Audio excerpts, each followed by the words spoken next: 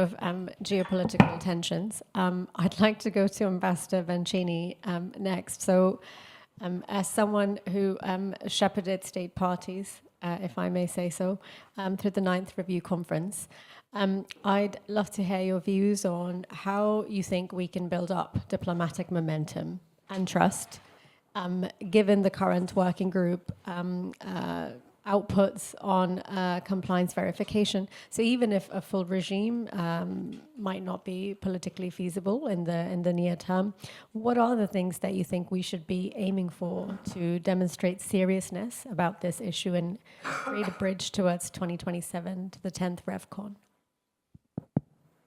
Thank you. Thank you for having me here and for your question. I would like to say that, to start by saying that sometimes what I'm going to talk about is the diplomatic process, and sometimes scientific considerations. The scientific world in general sometimes, unfortunately, is separate from the diplomatic world and the diplomatic process.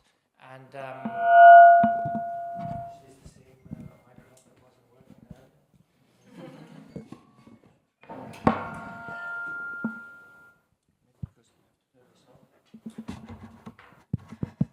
So I'm sure that a lot of people in this room know more about biological weapons than I do. We have to make an effort to sort of bridge the gap between the two worlds. We tried to do that at the review conference. I'm going to say a few words about what happened there.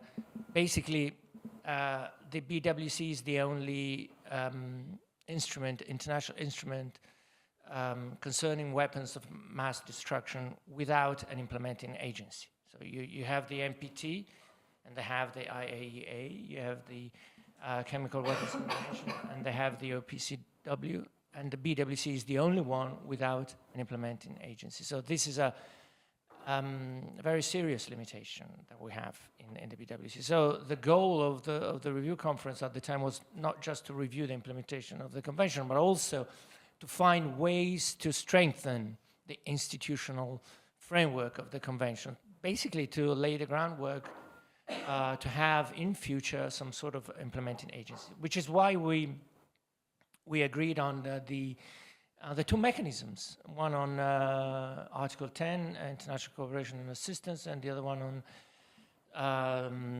science and technology.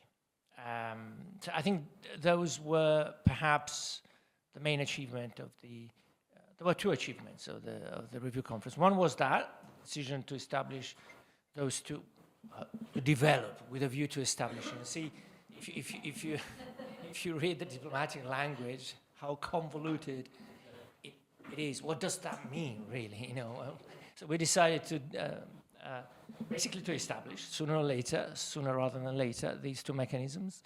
And the other one was that we mentioned the verification again after 21 years or so. So those were the two main achievements of the review.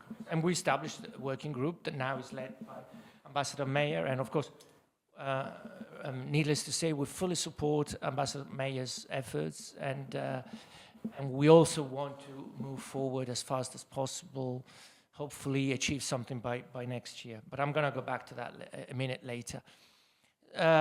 So this is what we wanted to have, the mechanisms. And I think we've worked a lot on those two mechanisms, and I think we're close to an agreement. This is the goal that we should aim at, which is to, again, you know, supporting the chair to at a special conference to be convened possibly next year. We know it's very difficult, but we're going to try to establish the two mechanisms, and at the same time to decide to establish a new working group to discuss the issue of verification. So the two mechanisms, we have to be aware of one thing, is that everything costs money. And now it's a very difficult moment. You know, the UN system, the broader UN system is under strain. You know, I was talking to someone at the UN headquarters the other day dealing with, actually I can tell you, he's the Italian member of the ACABQ.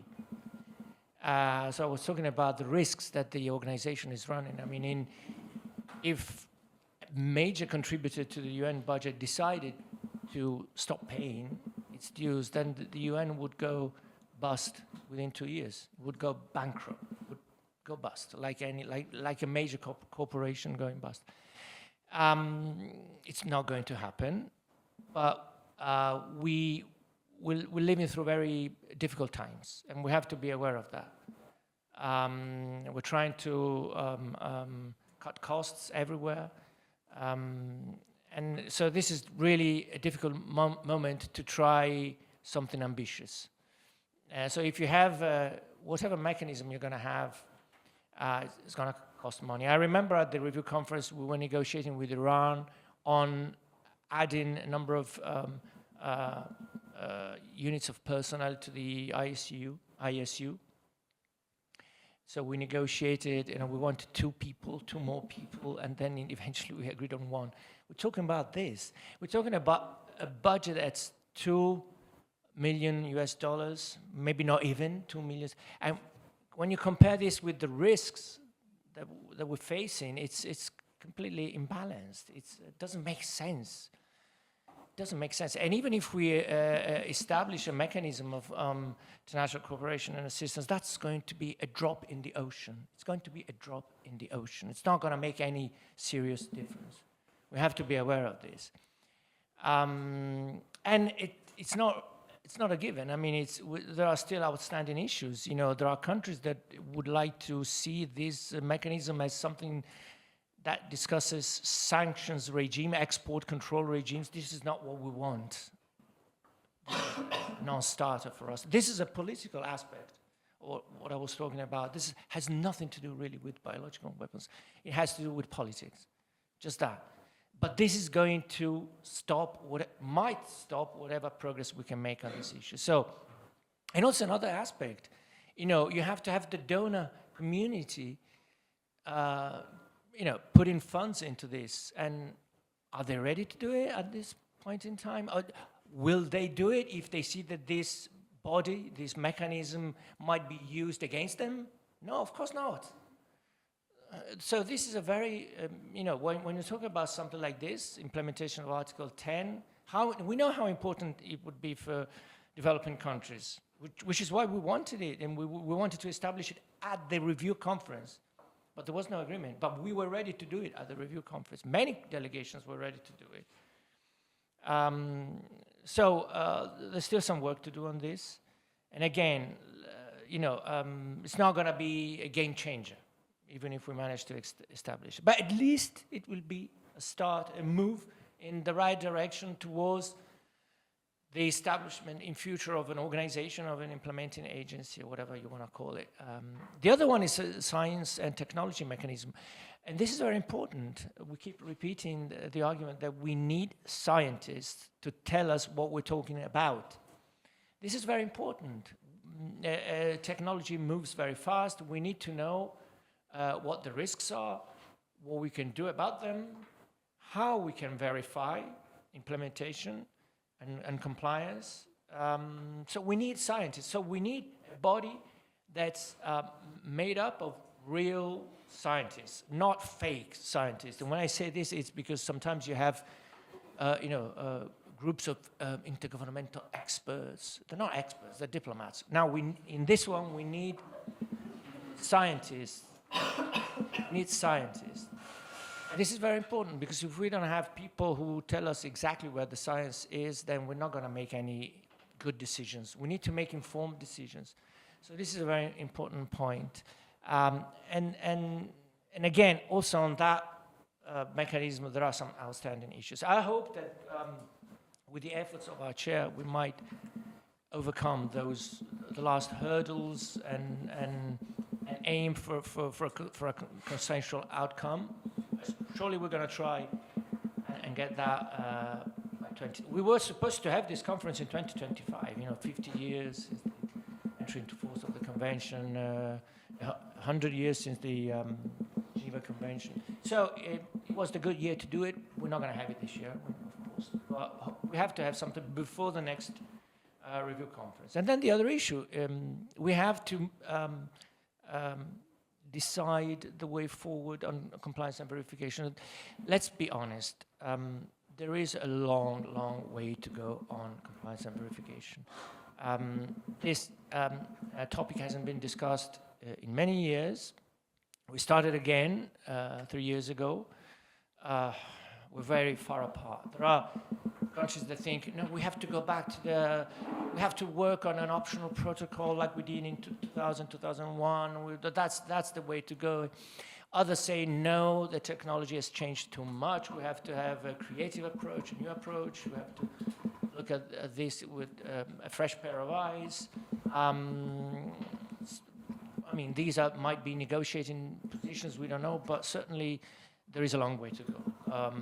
We need to discuss this further. Certainly, we have to think of some kind of future verification regime, and this is why we need the mechanism, the science and technology mechanism. If we had that mechanism, we could ask the scientists in it, so tell us, what's the best way to deal with the verification? We need to know, we need to have options, technical, scientific options on how to do this. But there are many obstacles in the past. One of those was that it's very easy to verify nuclear, well, it's not very easy, but it's easier to verify nuclear disarmament, because first you have, if you want to develop a nuclear weapons program, you have to have fissile material. It's not so easy to acquire. You have to enrich uranium. You have to have centrifuges. See Iran, for instance, in a situation in Iran. So, you know, there are ways to sort of monitor that. If a country does manage to acquire fissile material and develops a nuclear weapons, then they have to have a delivery system. So that's another question that, you know, something you can monitor. And then if they carry out a test, you know immediately, because we have the monitoring stations of the CTBTO. So it's you know, it's easier to monitor. Chemical weapons might be easier to develop, but still they're also easier to monitor than biological weapons. Biological weapons, I was told during the RIF conference that all you need is a laboratory, a small laboratory in somewhere hidden somewhere, and from that laboratory you could develop a pathogen that could kill the entire human population. So, and that's easy to hide, it's easy to conceal, and very difficult to find and verify. So whatever system we have in future, it will have to start from this. I don't know if this is completely true, but this was one of the arguments that were used when we were discussing verification. Again, we have to start discussing this again in with scientific advice. But this will come after I hope we can agree on the two mechanisms. I'll stop now, so maybe we can pick up some of the issues later. Thank you. Thank you very much. That was really, really spot on some of the challenges that we see forthcoming, and where Ambassador Meyer has the unenviable task of chairing upcoming meetings to move the needle on some of the issues that you've raised, Ambassador Bencini. So I come to you, Ambassador Meyer, with